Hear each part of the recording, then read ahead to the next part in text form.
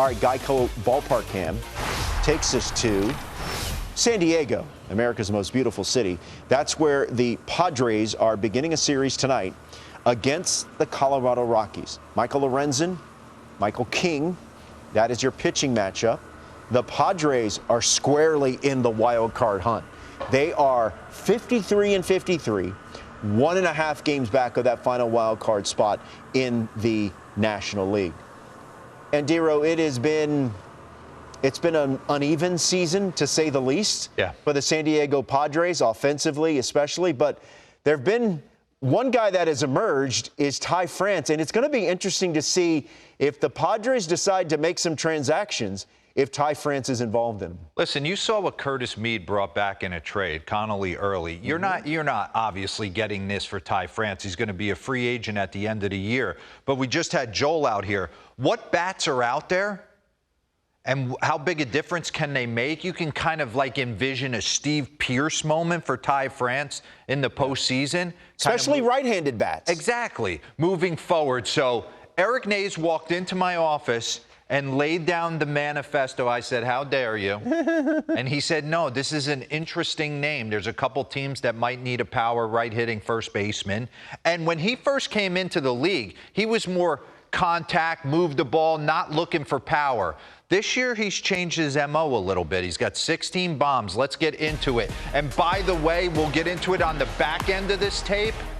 He's a Gold Glover last year, 2025. So this is a guy that adds value. And if he's going to pump balls to left center like he's been doing recently for San Diego, hey, someone might take a flyer if the Padres decide to sell. Slugging percentage leaders this season, minimum 250 plate appearances.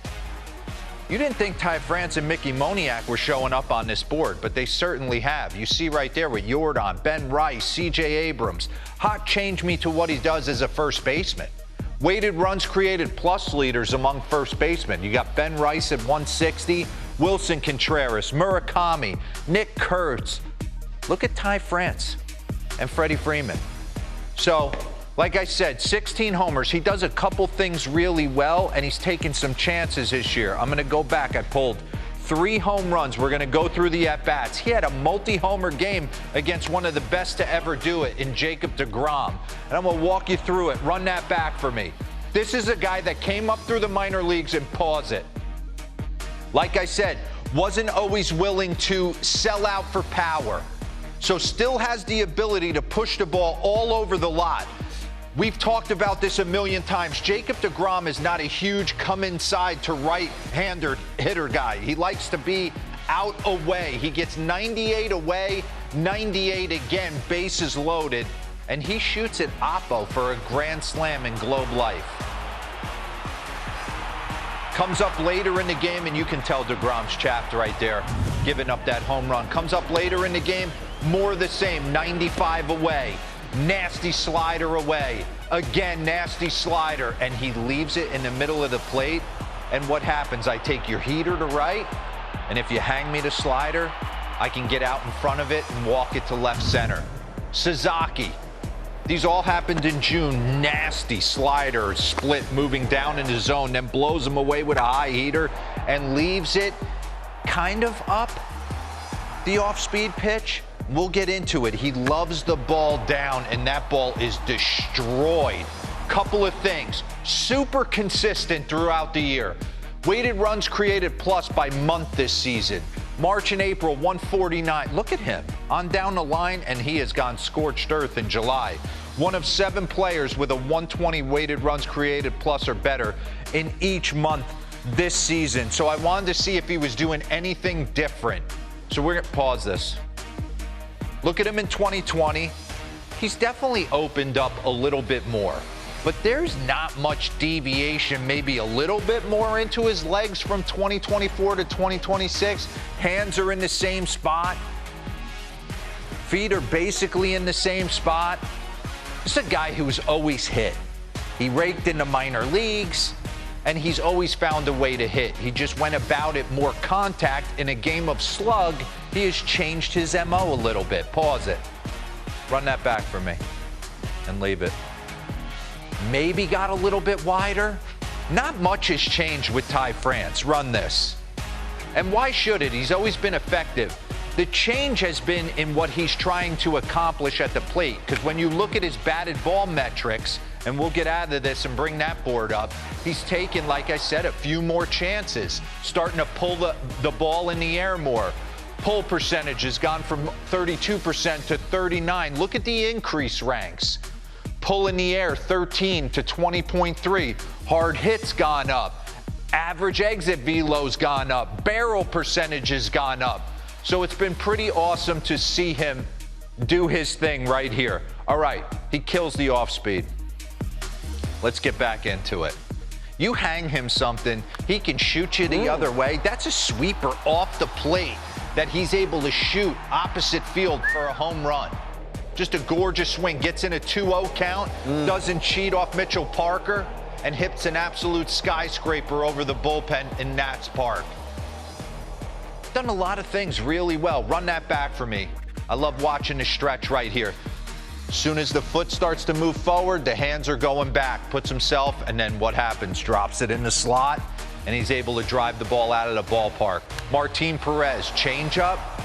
This is second deck at Petco. Good board. That's big time second deck, too. Mason Fluharty, that was like a 10-pitch at bat. Fluharty was throwing things all over the place. And then he hangs a slider 3-2. He goes Western Metal Supply.